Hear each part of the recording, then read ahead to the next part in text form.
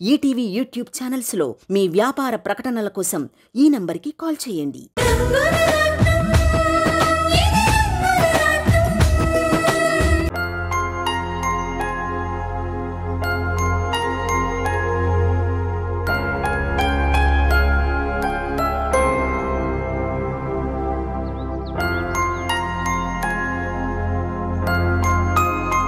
వంశీ, నీ మెడికల్ రిపోర్ట్సే చూస్తున్నాను.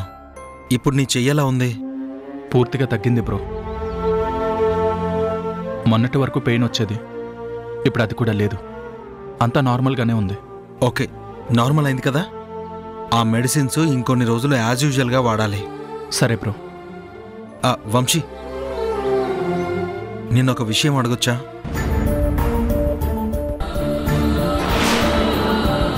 ఏమడుగుతారు? నువ్వెప్పుడు నీలో నువ్వే ఎంతో బాధపడుతూ ఉంటావు. నీ మనసులో ఎంత బాధ ఉందో ఒక స్నేహితుడిగా నాకు తెలుసు. అందుకే అడుగుతున్నాను.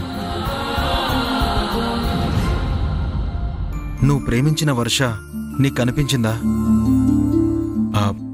మళ్ళీ మీ ప్రేమ ఎంతవరకు వచ్చింది?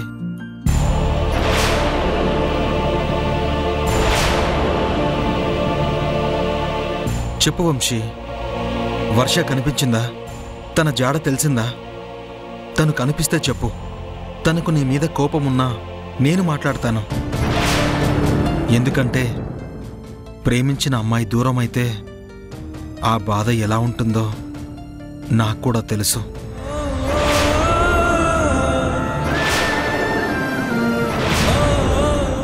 మనసులో ప్రేమ లేకుండా ఇంకో అమ్మాయి మెడలో తాళి కట్టి తనకి దగ్గర కాలేక, ప్రేమించిన అమ్మాయికి దూరం అవ్వలేక నువ్వు ఎంత నరకాన్ని అనుభవిస్తున్నావో నేను ఊహించగలను.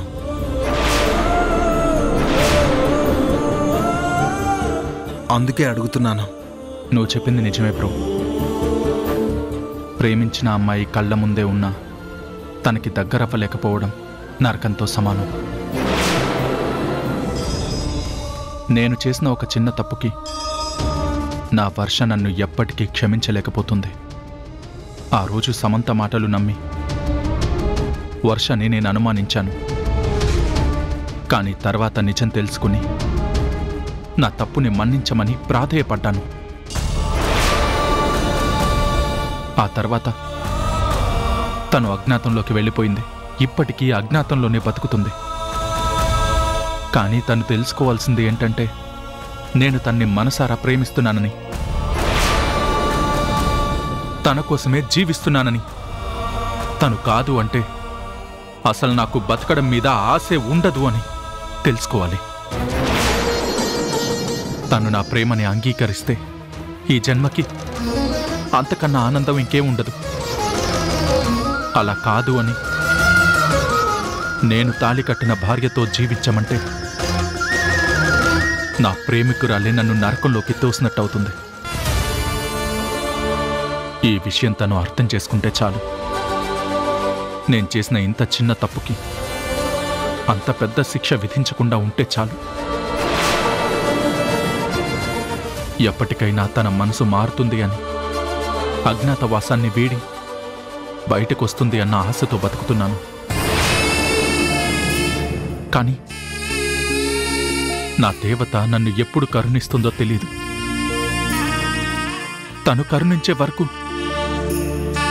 నా ప్రయత్నమైతే నేను ఆపను. నువ్వు చెప్పింది నిజమే వంశీ. ఆడవాళ్ల మనసు చాలా సున్నితంగా ఉంటుంది. దానికొక్కసారి గాయమైతే మళ్ళీ తట్టుకోవడం చాలా కష్టం.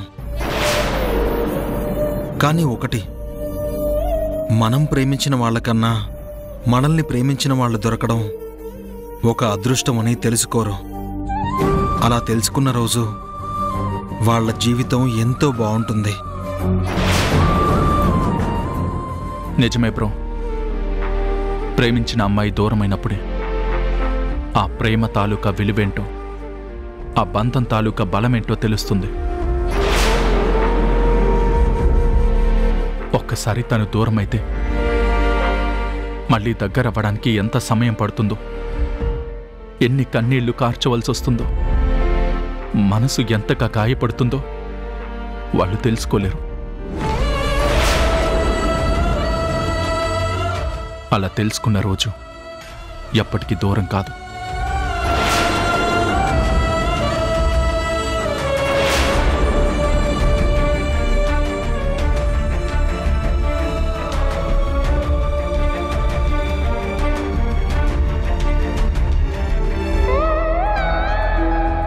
చూసావా సీత, ప్రేమించిన అమ్మాయి కోసం వంశీ ఎంత బాధపడుతున్నాడో. ఎక్కడుందో తెలీదు, ఎలా ఉందో కూడా తెలీదు.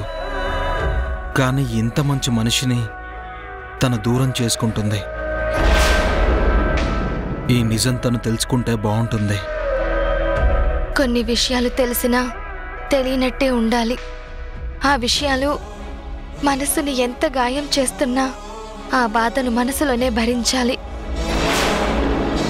బయటికి కనిపించనివ్వకూడదు. దానికి కారణాలు ఏవైనా ఉండొచ్చు. అనుభవించిన వాళ్ళకి మాత్రమే తెలుస్తుంది.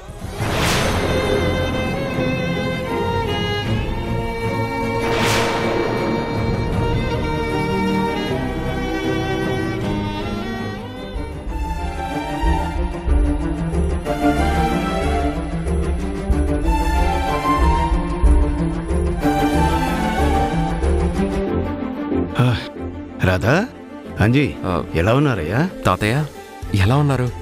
నేను బాగున్నానయ్యా. కూర్చోండి. అవును, రాణి రాలేదా బాబు? రాణి ఫ్యాక్టరీకి వెళ్ళింది తాతయ్య. ఓ, ఈరోజు నేను మళ్ళీ ఆశ్రమంలో ఉన్నానంటే దానికి కారణం రాణి నా మీద నిందపడకుండా కాపాడింది. రాణి వల్లే కదా నారాయణలో మార్పు వచ్చింది. నిజం చెప్పాడు. ఈ ప్రపంచానికి నేను తప్పు చేయలేదని తెలిసింది. నా మీద పడ్డది నిందే అని రుజువైంది. నేను ఎప్పటికీ రాణికి రుణపడి ఉంటాను. లేదు తాతయ్య, ఆ రోజు మిమ్మల్ని అలా అరెస్ట్ చేశారని తెలిసిన దగ్గర నుంచి నాకు చాలా బాధ అనిపించింది. ఒక మంచి మనిషి మీద ఇంత పెద్ద నింద ఎలా వేశారు? మీరేంటో మాకు తెలుసు. మనుషులంటే మీకెంత అభిమానమో ఇక్కడున్న అందరికీ తెలుసు. అలాంటి మీరు మీ స్నేహితుడు ప్రాణాలు తీయాలనుకున్నారని మీ మీద నిందను ఎలా వేస్తారు? అది వినడానికి మాకే చాలా కష్టంగా అనిపించింది. కానీ మీరెలా తట్టుకున్నారో అని, ఆ నిందను మోస్తూ ఆ జైల్లో ఎలా గడిపారో అని ఇప్పటికీ తలుచుకుంటే నాకు బాధ అనిపిస్తుంది. రాణి చేసిన ఒక మంచి పని ఏమిటంటే, బాలాజీ కీర్తి గురించి చెప్పగానే రాణి కీర్తిలాగే మారిపోయి నారాయణతో వెళ్ళి మాట్లాడింది. అదే రాణి చేసిన గొప్ప పని. దానివల్లే నారాయణలో మార్పు వచ్చింది. అసలు నిజం బయట ప్రపంచానికి తెలిసింది. ఏదైతేనే తాతయ్య మళ్ళీ ఇలా బయటికి రావడం నాకు చాలా ఆనందంగా ఉంది. అవునండి, మా తాతయ్యకి ఈరోజు నేను వంట చేసి తీసుకెళ్తానని మా అక్క నాతో చెప్పింది. ఇంతలో ఫ్యాక్టరీ నుంచి ఫోన్ రావడంతో తను అటు వెళ్ళిపోయింది. నేను క్యారేజ్ తీసుకొచ్చాను. అయ్యో, మీరెందుకు బాబు ఇంత శ్రమపడ్డారు? ఇందులో శ్రమే ఉంది తాతయ్య. మిమ్మల్ని చూడాలనిపించింది, అందుకే అంజీ సాయం తీసుకొని వచ్చాను. అంజీ, భోజనం వడ్డించు.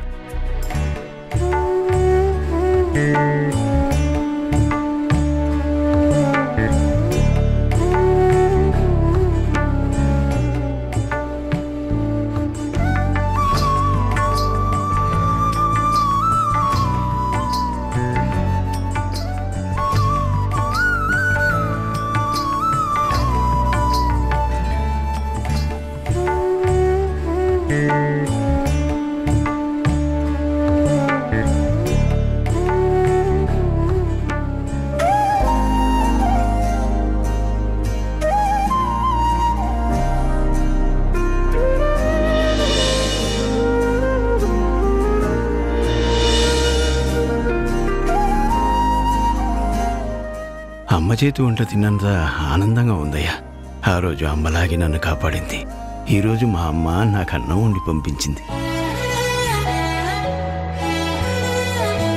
నేను తాతయ్యలా తనకింత సాయం చేశానో నాకు తెలియదు, కానీ తను మాత్రం నన్ను దేవతలా కాపాడుతుంది. అంత మాట ఎందుకు తాతయ్య? మీరెప్పుడూ ఇలా సంతోషంగా ఉండాలనే రాణి కానీ నేను కానీ కోరుకునేది. అవును, అడగడం మర్చిపోయాను. ఇంతకీ నీ ఒంట్లో ఎలా ఉందయ్యా? బాగుంది తాతయ్య. మీ దయ వల్ల ఫ్యాక్టరీ మా చేతికొచ్చింది. ఇప్పుడు అక్కడ ఎంతోమంది కార్మికులు పనిచేస్తున్నారు. అందరికీ ఉపాధి దొరుకుతుంది. కానీ ఒకే ఒక లోటు ఏంటంటే, అందరితో పాటు సరదాగా ఉండాల్సిన నేను అనుకోని ప్రమాదం వల్ల ఇలా మంచాన పడాల్సి వచ్చింది. మళ్ళీ నన్ను మామూలు మనిషిని చెయ్యాలని రాణి చెయ్యని ప్రయత్నం లేదు. అది జరిగిన రోజు మళ్ళీ అంతా హ్యాపీగా ఉంటాం. తప్పకుండా జరుగుతుందయ్యా. మనము ఒకరికి మంచి చేస్తే ఆ భగవంతుడు మనకు మంచి చేస్తాడు. ఆ దేవుడు ఎప్పుడు కూడా అన్యాయం చేయడు. రాణి ప్రయత్నం ఫలిస్తుంది. నీకు నయం అవడానికి తప్పకుండా ఆ భగవంతుడు ఏదో ఒక మార్గం చూపిస్తాడు. మేం కూడా ఆశతోనే బతుకుతున్నామండి. ఆ రోజు ఎప్పుడొస్తుందా అని ఎదురు చూస్తున్నాం. రాధ మళ్ళీ మామూలు మనిషి అయితేనే మా అక్క కళ్ళల్లో ఆనందాన్ని చూడగలుగుతాం.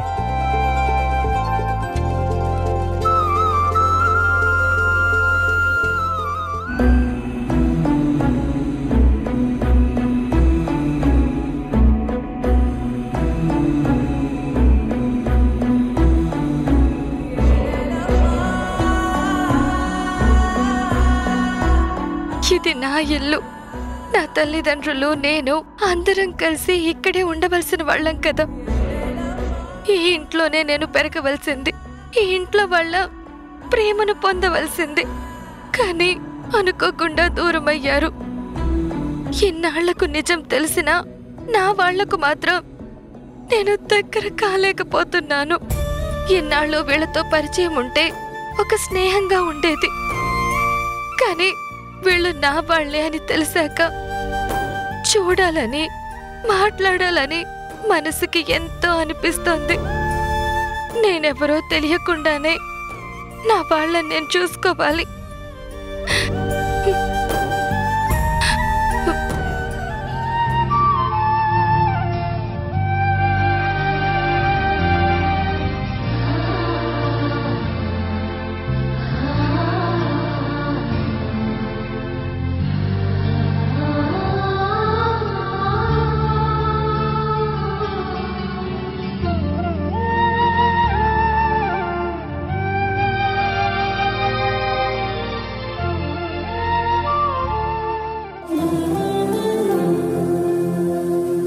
ఏమండి, కాఫీ తీసుకోండి.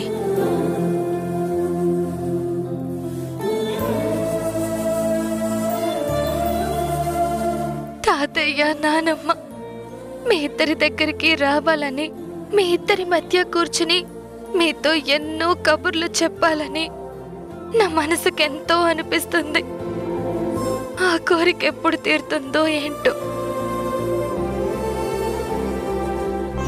చూసావా పూర్ణ, ఎప్పుడో చిన్నప్పుడు తప్పిపోయిన అమ్మాయి 25 ఏళ్ల తర్వాత వాళ్ళని కలిసిందట. ఎంత ఆశ్చర్యం కదా. ఇన్నాళ్ళు ఆ పాప కోసం వెతికిన వాళ్ళు తను కనిపించేసరికి ఎంత ఆనందంగా ఉండుంటారు కదా. అవునండి, ఆ బంధం దూరం అయ్యాక తను మళ్ళీ కలిసింది అంటే ఖచ్చితంగా ఆనందం వేరేగా ఉంటుంది. మన వర్ష మనకలా కనిపిస్తే బావుండు. నానమ్మ, నేనే మీ వర్షని అని నాకు తెలిసినా మీ ముందుకు రాలేని పరిస్థితుల్లో ఉన్నాను. ఎలా వస్తుంది? తనకు ఊహ తెలియనప్పుడే తప్పిపోయింది. ఆ సూర్యం తప్పించాడు. ఇప్పుడు మనమెవరో కూడా తనకు తెలీదు. అలాంటి వర్ష మళ్ళీ మనల్ని ఎలా గుర్తుపడుతుంది? ఇదంతా మన రక్తాన్ని మనకి దూరం చేయాలని ఆ సూర్యం ఆడిన నాటకం. లేదండి, మీరు ప్రతిదానికి అన్నయ్య నిందించకండి. చూడు పూర్ణ, నువ్వు సూర్యుని సమర్థించడం కూడా మానే. తాతయ్య మీరు అని తెలిసి కూడా మీ ముందుకు నేను రాలేకపోవడానికి చాలా కారణాలున్నాయి తాతయ్య. కానీ సూర్యం తాతయ్య వల్లే మిమ్మల్ని నేను కళ్ళారా చూస్తున్నాను. నా మీద మీకు ఎంత అభిమానం ఉందో మీ మాటల్లో నేను తెలుసుకుంటున్నాను. ఇప్పుడు నాకు చాలా ఆనందంగా ఉంది. తాతీ, నేను షాపింగ్కి వెళ్ళొస్తాను. సరేమ్మా, వెళ్ళిరా.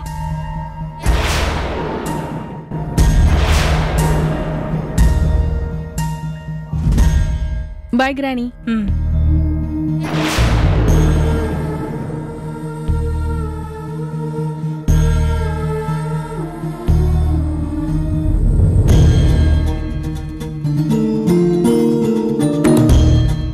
సమంత, నేను చెప్పిన విషయం ఎంతవరకు వచ్చింది? ఏంటి గ్రాని? ఏంటి అని అమాయకంగా అడుగుతావేంటి? వంశీ విషయం ఎంతవరకు వచ్చిందని అడుగుతున్నాను. వంశీని నా దగ్గరికి చేసుకోవడానికి నా ప్రయత్నాలు నేను చేశాను గ్రాని. చూడు శామ్, చిన్న చిన్న ప్రయత్నాలతో ఏది ఫలించదు. ఒకటి గుర్తుపెట్టుకో, వంశీని నువ్వు సాధించాలి. నీ దగ్గరికి రాకపోతే కుదరదు అని భయపెట్టాలి. తనని మానసికంగా విసిగించాలి. నీతో తప్ప ఇంకెక్కడా ప్రశాంతంగా బ్రతకలేను అని తనకి తానే డిసైడ్ అవ్వాలి. అలా వంశీని ఇబ్బంది పెడితేనే వంశీ నీకు దగ్గరవుతాడు. ఆ ప్రయత్నంలో నువ్వుండు. అలాగే గ్రాని.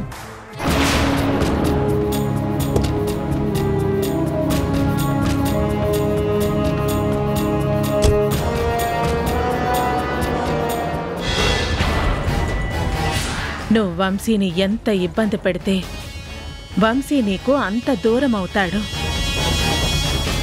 మీ ఇద్దరూ ఎప్పటికీ కలవకుండా ఉండటమే కదా నాకు కావాల్సింది.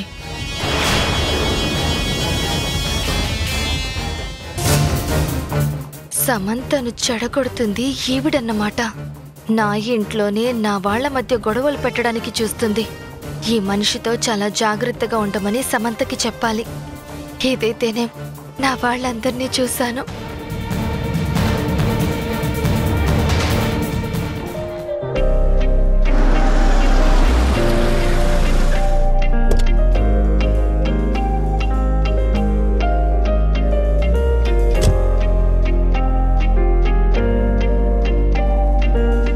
నమస్తే సార్. నమస్తే. Welcome sir. Thank you. మీలాంటి గొప్ప డాక్టర్ మా హాస్పిటల్కి రావడం, ఇక్కడే ఒక సర్జరీ చేయడం నాకు చాలా ఆనందంగా ఉంది. మీ వల్ల మా హాస్పిటల్కి కూడా ఎంతో మంచి పేరు వస్తుంది. Heartly welcome sir.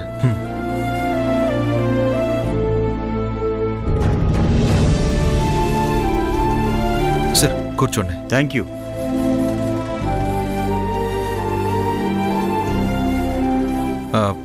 Sir, cool drink or anything else? No thanks అండి. కళ్యాణ్ గారు, నేను ఈ సర్జరీ తొందరగా పూర్తి చేసి ఇక్కడి నుంచి రాజమండ్రి వెళ్ళాలి. అది ఈ రోజే వెళ్ళాలి. రాజమండ్రికా? ఎందుకు సార్? అక్కడ కూడా ఏదైనా ఆపరేషన్ చేస్తున్నారా?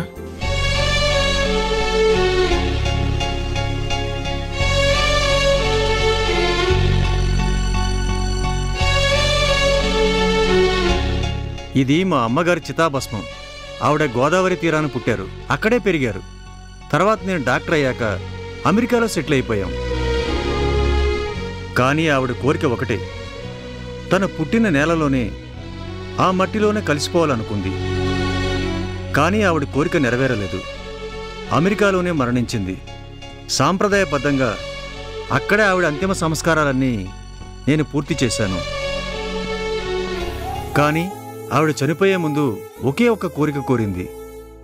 తన శరీరం ఎలాగూ గోదావరి తీరాన కలవట్లేదు కాబట్టి తన చితాభస్మైన అఖండ గోదావరిలో కలపాలని నా దగ్గర మాట తీసుకుంది. అందుకే చితాభస్మాన్ని గోదావరిలో కలపడానికి నేను ఇండియా టూర్ పెట్టుకున్నాను. అదే సమయంలో ఈ ఆపరేషన్ గురించి మీరు అడిగారు, అందుకే చేయడానికి ఒప్పుకున్నాను. ఈ ఆపరేషన్ చేసి నేను రాజమండ్రికి వెళ్ళాలి. నేను సర్జరీ చేసి వచ్చే వరకు ఈ కలశాన్ని ఎక్కడైనా ఉంచి కొంచెం జాగ్రత్తగా చూసుకోండి. అలాగే సార్, తప్పకుండా. సరే, ఆ పేషెంట్ కేస్ షీట్ చూపించండి. ఇదిగోండి సార్.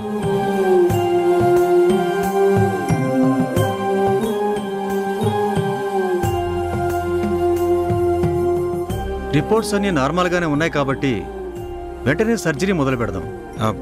అంతా సిద్ధంగా ఉంది సార్.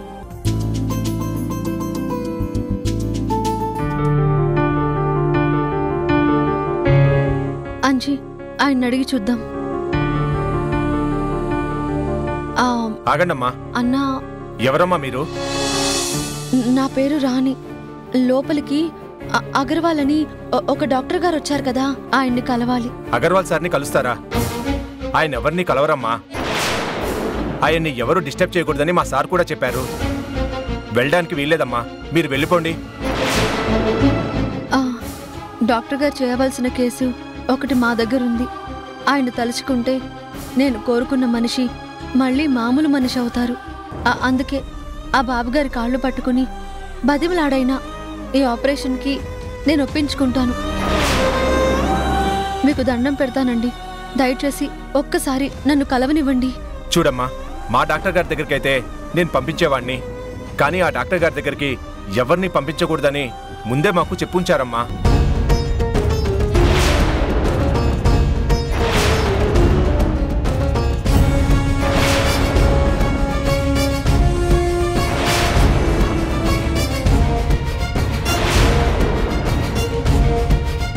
మీరు వెళ్ళండమ్మా. సిస్టర్,